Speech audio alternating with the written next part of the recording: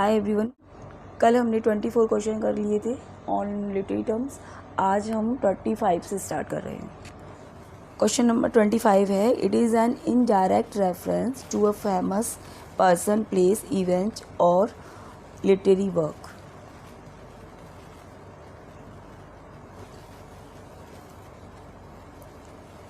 आपके ऑप्शंस हैं illusion, allusion, ambience या फिर maze. So indirect reference to a famous person, place, event और लिटरेरी वर्क एल्यूजन होता है। So the right answer is B.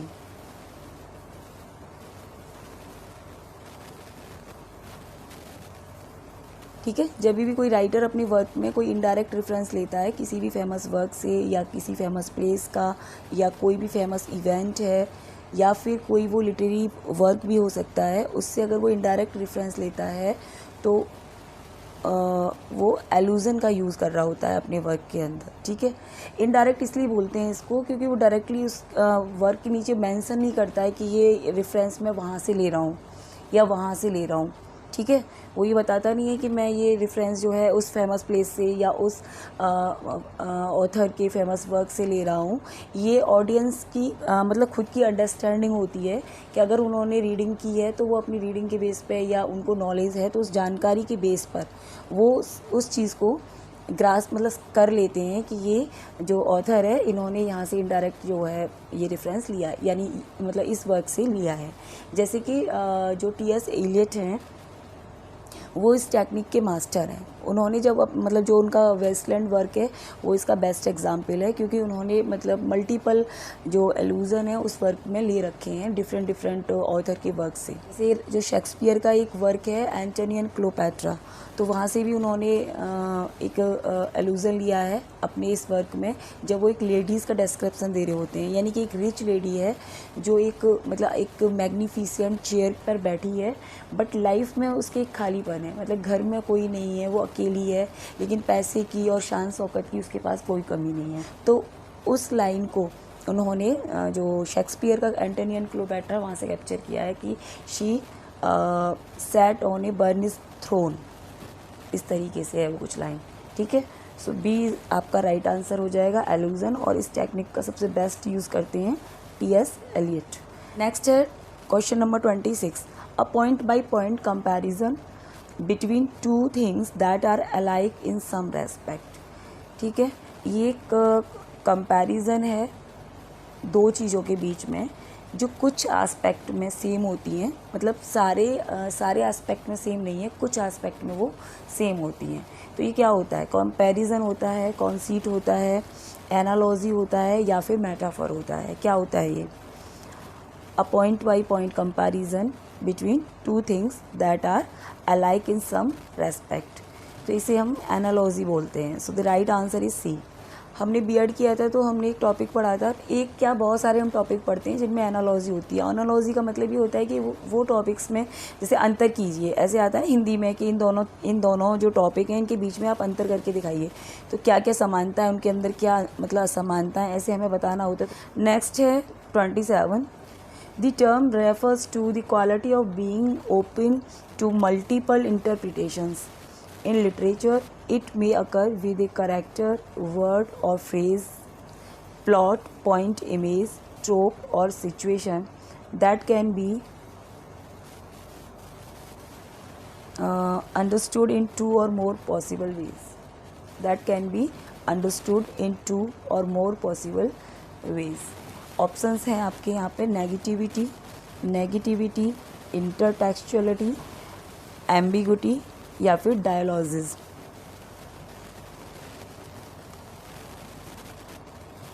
ठीक है, ध्यान से अगर हम इसे देखेंगे तो हमें क्वेश्चन आंसर जो है यहाँ पर मिल रहा है इस लास्ट लाइन में।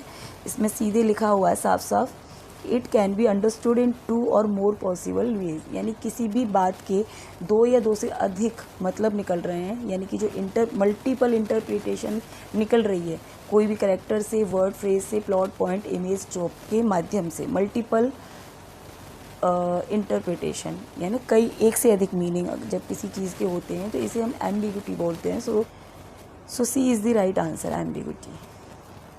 नेक्स्ट है question number 28, the period from the 1830s roughly until the end of the American Civil War, in which American literature in the wake of the Romantic movement came of age as an expression of a national spirit. Options हैं ये 4, English renaissance, American renaissance, Harlem renaissance या फिर enlightenment Renaissance. तो यहाँ पे American Renaissance की बात हो रही है, so B is the right answer. Okay, American Renaissance.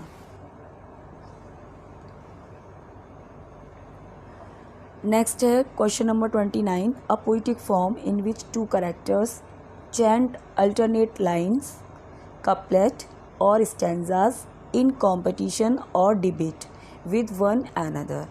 ठीक है, इसके ऑप्शंस हैं ये एमोबियन वर्स, एम्फीबियन वर्स, वर्सेस और एमिएबल वर्सेस या फिर डिबेट वर्सेस। कौन सी वर्सेस होती हैं ये, जिनके अंदर 2 करेक्टर्स चैंट करते हैं अल्टरनेट लाइंस को, कपलेट्स को, स्टेंजास को इन कंपटीशन और डिबेट और किसी डिबेट के अंदर। सो ये एमोबियन वर्सेस होती हैं। So A is the right answer.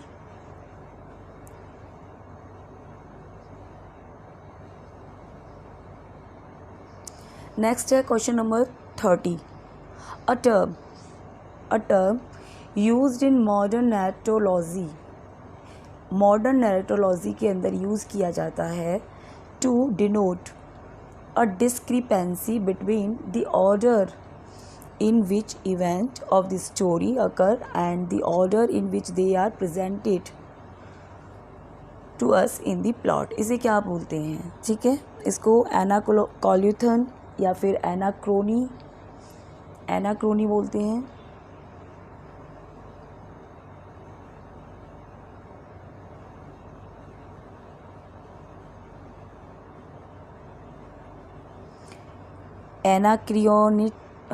एनाक्रियोनिटिक्स या फिर एनाक्रूसिस, क्या बोलते हैं इसे?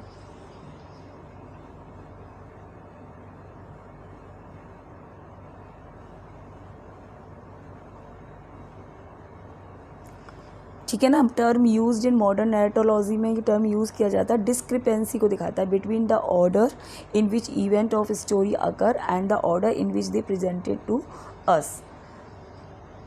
तो इसे एनाक्रोनी बोलते हैं। ठीक है, एनाक्रोनी होता है एक तरह से काल दोष। हिंदी में अगर इसे बोलें तो इसे काल दोष बोलते हैं। फिर क्या है कि जिस टाइम पर वो मतलब जिसकी सेटिंग है और उसमें कुछ ऐसी चीज़ों का यूज़ किया जा रहा है, यानी ऐसे वर्ड का यूज़ किया जा रहा है जो अभी नॉलेज में ही मतलब एग्जिस्टेंस ही नहीं करते हैं वो वर्ड, तो उसको उसको एनाक्रोनिज्म या फिर एनाक्रोनी बोलते हैं, जिसमें समय का दोष आ जाता है कि यानी कि वो चीज़ अभी इन्वेंट नहीं हुई है और आप उसका यूज़ कर रहे हो। ठीक है, इसका बेस्ट एग्जांपल है Julius Caesar, a play by William Shakespeare. इसमें इन्होंने शेक्सपियर ने क्लॉक का मतलब क्लॉक टर्म का यूज़ किया है, जबकि उस समय जो घड़ी हैं उनका आविष्कार नहीं हुआ था। तो इस तरह की चीज़ों का यूज़ करना किसी वर्क के अंदर जब वो चीज़ें मतलब इनका इन्वेंशन ही नहीं हुआ है, उसको हम एनाक्रोनिज्म या फिर एनाक्रोनी के नाम से जानते हैं। हिंदी में इसको समय दोष बोलते हैं। ठीक है, सो बी आपका राइट आंसर हो जाएगा।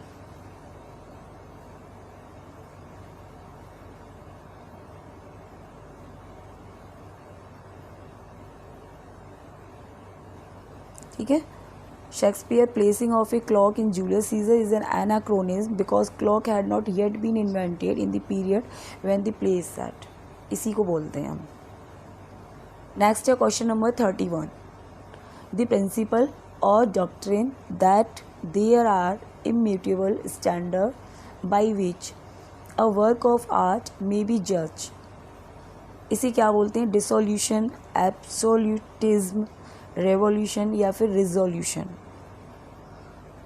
What will be answer?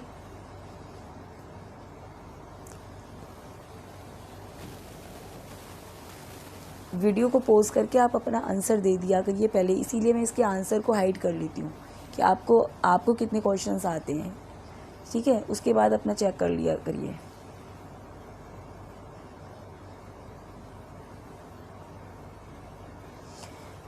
So B is the right answer, absolutism.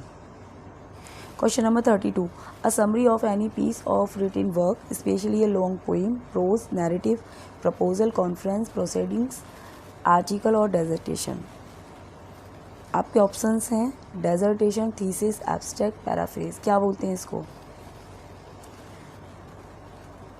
A summary of any piece of written work, specially a long poem, prose, narrative, proposal, conference, proceedings, article और dissertation. इसे abstract बोलते हैं. So C is the right answer. Next है question number 33. A type of poetry that emphasizes the sounds that make a words instead of the actual words themselves. It uses an arrangement of phonetic sounds to create a musical tone and rhythm. Such poetry is meant to be performed, spoken publicly by the poet. कौन सी poetry होती है? Options हैं आपके sound poetry और abstract poetry, ठीक है, absolute, renaissance poetry और lexicon poetry. So ये साउंड पोइट्री होती है. So right answer is A. ठीक है, ए. एक्सप्लेनेशन देख लीजिए इसका. Dadaist were more involve in sound poetry. ठीक है, इस तरह की जो पोइट्री थी साउंड पोइट्री, यानी इसको परफॉर्म पोइट्री भी बोलते हैं. इसमें डैडाइस्ट यानी इस वाले जो मोमेंट को मानने वाले राइटर थे वो इस तरह की पोइट्री में इन्वॉल्व थे. And they invented different categories, bruitist poem, simultaneous poem, abstract poetry वगैरह वगैरह. ठीक है, बहुत सारी पोइट्री इन्होंने इन्वेंट की थी इसमें.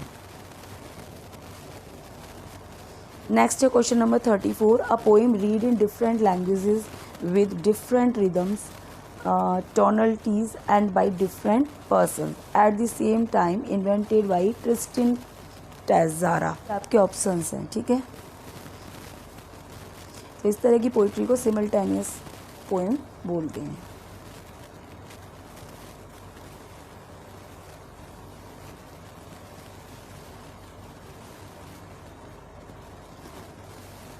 Next है question number 35. It is the phonetic poem, not much different from the futurist poem. It was invented by Richard Huelssenbeek.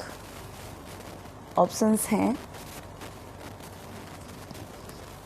ब्रूइटिस्ट poem, simultaneous poem, sound poetry, abstract poetry. So इसको bruitist poem कहते हैं. So A is the right answer.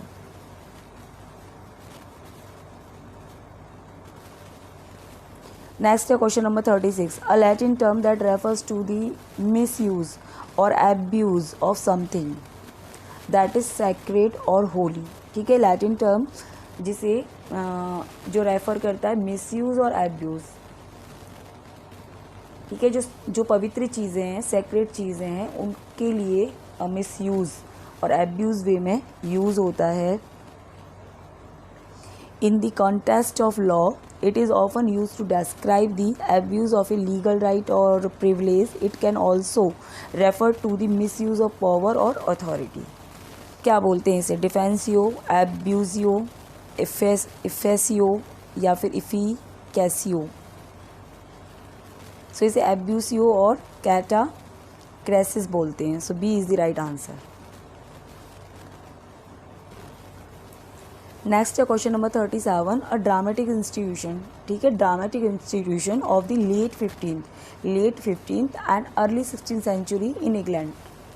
ठीक है, dramatic institution की बात हो रही है. In which plays written by school masters, जहाँ पर जब जो प्लेज वगैरह हैं ये स्कूल मास्टर्स के द्वारा लिखे जाते थे और other scholars were performed by students at schools, university और इंस ऑफ कोर्ट. जो कि स्टूडेंट के द्वारा परफॉर्म किए जाते थे. ऐसे ड्रामा को क्या बोला जाता था? ऑप्शंस हैं आपके एकेडमिक ड्रामा है, स्कूल ड्रामा, कॉलेज है या फिर एब्सेट ड्रामा है. कौन सा ड्रामा है? तो जो मतलब स्कूल मास्टर जिन ड्रामास को रिटन कर रहे हैं और वहाँ के जो स्टूडेंट हैं वो परफॉर्म कर रहे हैं, उस तरीके के जो ड्रामा हैं उनको एकेडमिक ड्रामा बोला जाता है. So A is the right answer, academic drama. Next है question number 38. That branch of grammar which deals with accident that is, इसका मतलब है द इन्फ्लेक्शंस और the variable ending of words. क्या बोलते हैं इसको? एक्सीडेंस, एक्लेमेशियो, एसफेलोस, एसर्वेशियो. सो इसको बोलते हैं accidence. So A is the right answer.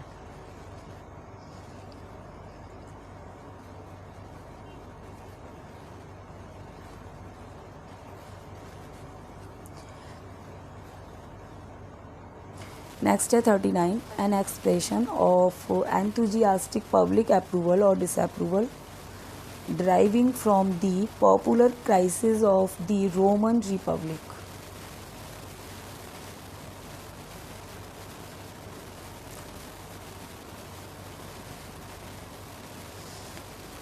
इसको एक्लेमेशियो बोलते हैं. So B is the right answer.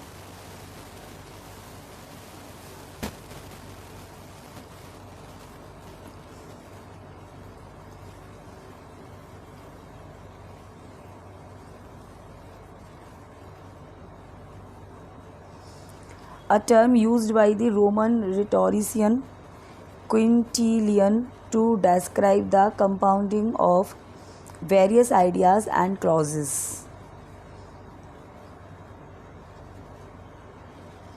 Accidens, acclamatio, asphalus, asservatio. So इसे asservatio बोलते हैं. तो D is the right answer. ठीक है. asservatio का मतलब क्या होता है? Means heaping together. इसका मतलब होता है हीपिंग टुगेदर.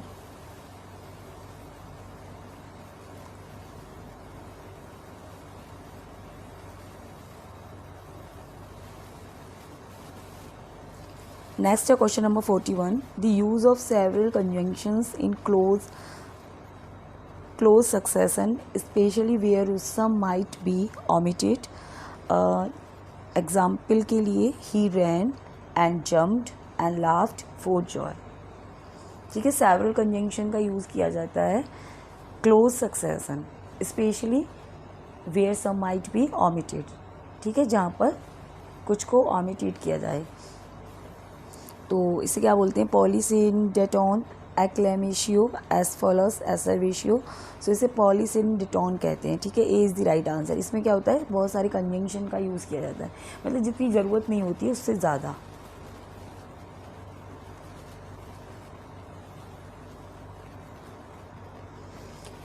नेक्स्ट है 42.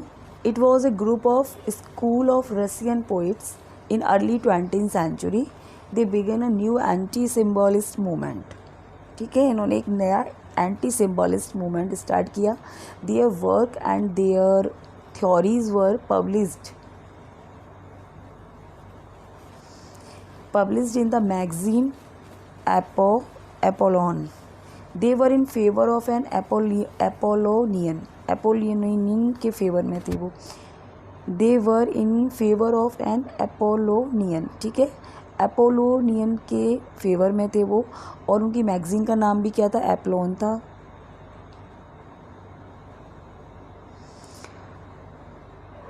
lucidity and definiteness and show for texture in their verse.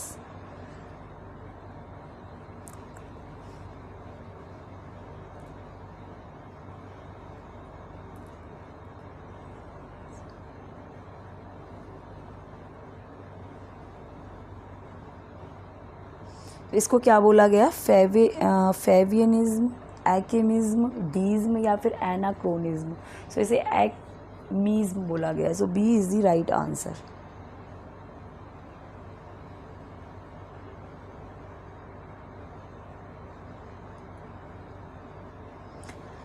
Next है question number 43. A short word that is made from the first letter of a group of words. Homonym बोलते हैं इसे, homophone, acronym या फिर phoneme. क्या बोलते हैं इस वर्ड को? जिसे कैसे बनाया जाता है? First letter of a group of words के फर्स्ट लेटर से बनाया जाता है, सो इसे एक्रोनिम बोलते हैं। तो सी आपका सही हो जाएगा आंसर। नेक्स्ट है 44। It refers to puzzles in newspaper and magazines or a poem in which the initial letters of each line make a word or words.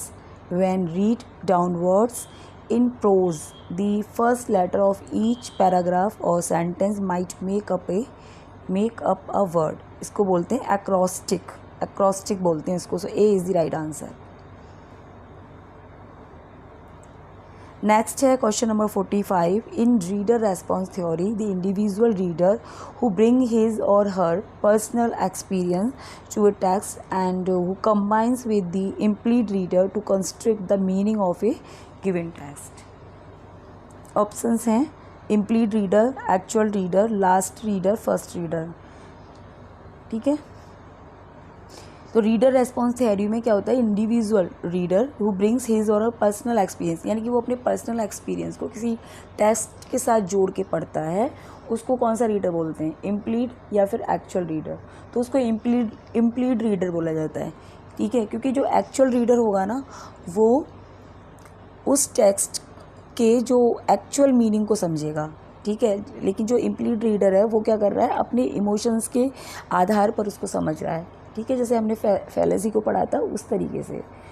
और लास्ट रीडर और फर्स्ट रीडर जैसा तो कोई टर्म है ही नहीं है, क्योंकि जो रीडर हैं वो दो ही तरह के होते हैं ना, एक इम्प्लीड रीडर और एक्चुअल रीडर।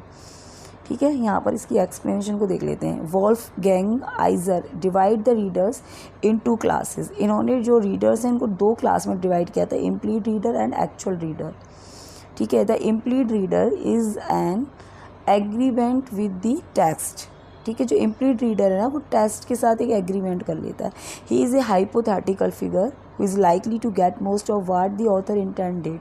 बस वो एक इमेजिन करता है, मतलब एक्चुअल चीज़ों को वो नहीं समझ रहा है, बस वो अपनी कल्पना के आधार पर चीज़ों को एनालाइज कर रहा है ना। इंटेंडेड यानी कि ऑथर क्या लिखने की कोशिश कर रहा है वो इन चीज़ों को समझ रहा है। When an author write a book or article they do so with certain readers in mind and they believe that those known as the implied reader. ऐसे रीडर्स को हम इम्प्लीड रीडर के नाम से जानते हैं। ठीक है, तो हमारा आंसर हो जाएगा इम्प्लीड रीडर। आगे इन्होंने कहा है कि will understand or appreciate the metaphors and ironies which the author has written. ठीक है, the actual reader is you with the book in your hand. The actual reader get certain impression from the text but at the same time he she brings her own experience to bear on the impression receive from the text. तो ये वो actual reader क्या होता है कि जो metaphor वगैरह आयरनीज का जो यूज़ किया है ऑथर ने उनको एज इट इज़ लेता है, उसको एक्चुअल बोलते हैं। ठीक है, नेक्स्ट है question number 46। A well known phrase expressing something that is always true about people और दी वर्ल्ड। ठीक है, एक वेल नोन फ्रेज जो ऑलवेज ट्रू है, इसको ऐसे फ्रेज को हम क्या बोलते हैं, इसको अडेज बोलते हैं ना, कहावतें। ये क्या होती हैं, वेल नोन ऑलवेज ट्रू होती हैं, चाहे पीपल के मतलब लोगों के बारे में हो चाहे संसार के बारे में, हमेशा क्या होती हैं, ट्रू मीनिंग्स देती हैं। So adage is the right answer. Next है question number 47। The process by which one narrative from form or medium is converted into another. ठीक है, one narrative form or medium converted into another. For example a novel to film, एक novel को film में बदल दिया जाता है। A stage play to screen play, stage play को स्क्रीन प्ले में बदला जाता है। और a classical poem to graphic novel, इसको क्या बोलते हैं, इसको एडेप्शन बोलते हैं। So A is the right answer. Next है question number 48। An item of extra information that is added to something especially to a book.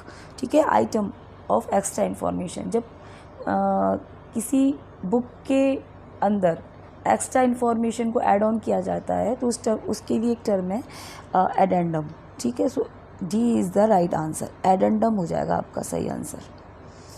ठीक है, कोई बुक के बाद जब हम कोई एक्स्ट्रा इन्फॉर्मेशन और उस चीज़ों को ऐड करते हैं तो उसको एडेंडम बोलते हैं। इसका नाम भी ऐसे ही है, ऐड से ही स्टार्ट हो रहा है तो वैसे भी याद रहेगा।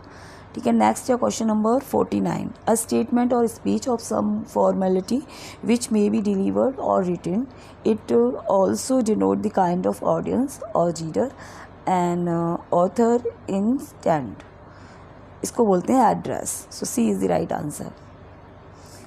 सो